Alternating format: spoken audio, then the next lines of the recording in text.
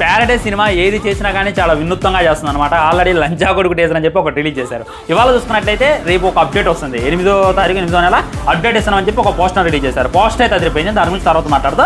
కానీ దానిపైన ఉన్నటువంటి క్యాప్షన్ అందరూ కూడా కన్ఫ్యూజ్ అవుతున్నారు. చూడండి, 10/5/55 అంట. కింద చూసుకున్నట్లయితే హిజ్ నేమ్ హిజ్ వర్క్, అంటే వాడి పేరు వాడి తీరు అనేటువంటి రిలీజ్ చేశారు. ఇది అర్థం కాక అందరూ కూడా గుడ్డలు దించుకుంటున్నారు. అసలు 10/5కి అప్డేట్ ఇస్తానవా, 5/5కి అప్డేట్ ఇస్తానవా, ఏందన్నా ఏంది అప్డేట్ అని చెప్పి కింద కామెంట్ అన్ని కూడా అబ్జర్వ్ చేశాను. నేనైతే దీన్ని బ్రేక్ డౌన్ చేయడానికి గంట టైం తీసుకున్నా.